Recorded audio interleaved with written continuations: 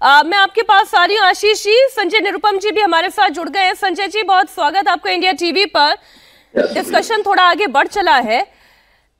किस तरीके का कंटेंट ओटीटी प्लेटफॉर्म्स पर क्रिएट हो रहा है, किस तरीके का कंटेंट हमारे बच्चे या इस वक्त देश के युवा देख रहे हैं, या तो ऑलरेडी माइंड करप्ट हो चुका है या फिर माइंड करप्ट किया जा रहा है? दोनों में से कोई एक ही तो बात होगी। देखिए, ऑडियो विजुअल सेक्टर में जो अलग अलग प्लेटफॉर्म्स हैं उस पे कंटेंट कैसा जाना चाहिए, किस हद तक जाना चाहिए, इसके लिए हमारे यहाँ अलग अलग माध्यम और उसके लिए अलग अलग व्यवस्था है।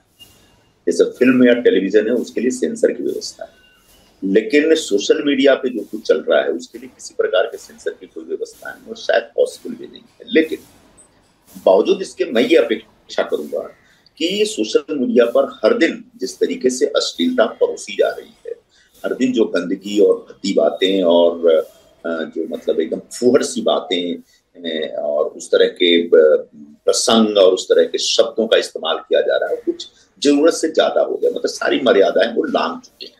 तो अब इसको चेक करने के हिसाब से सोचना चाहिए। जो कल परसों जो अलाहाबादिया ने जो किया है वो तो एक विषय है, लेकिन इसको मैं बड़े व्यापक दृष्टिकोण से देखना चाहता हूँ, समझना चाहता हूँ कि अब सरकारों को सामने आना पड़ेगा और कोई ना कोई एक मैकेनिज्म तैयार करना पड़ेगा ताकि इस प्रकार से जो एकदम निर्विरोध और बेरोक टोक जो अश्लीलता परोसते जा रहे हैं सभी लोग, उसके ऊपर किसी प्रकार का बंधन लगे। एक उदाहरण दे सकता हूँ, हो सकता है मैं उतना बड़ा टेक्नोलॉजी वगैरह की उतनी बड़ी जानकार आदमी नहीं हूं। मैं एक उदाहरण दे सकता हूँ कि अगर सरकार चाहे तो यूट्यूब को इस प्रकार से कंप्लेन कर सकती है कि भाई एक जो पर्टिकुलर चैनल है इसके ऊपर बहुत ज्यादा अश्लीलता फैलाई जा रही है, आप इस चैनल को बंद कर दीजिए। ये अश्लीलता क्यों फैलाते हैं?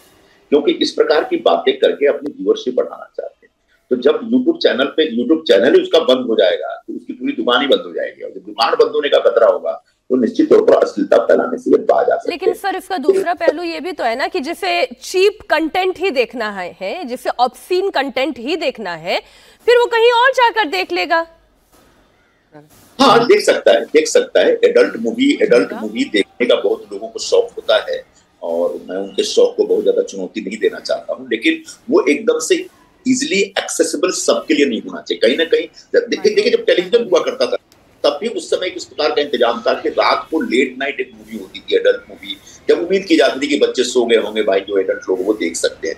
तो आज जो सोशल मीडिया है वो तो 24 घंटे चल रहा है और इजीली एक्सेसिबल है। छोटे छोटे बच्चों से लेकर बड़े बुजुर्ग सब लोगों के पास उसका एक्सेस है।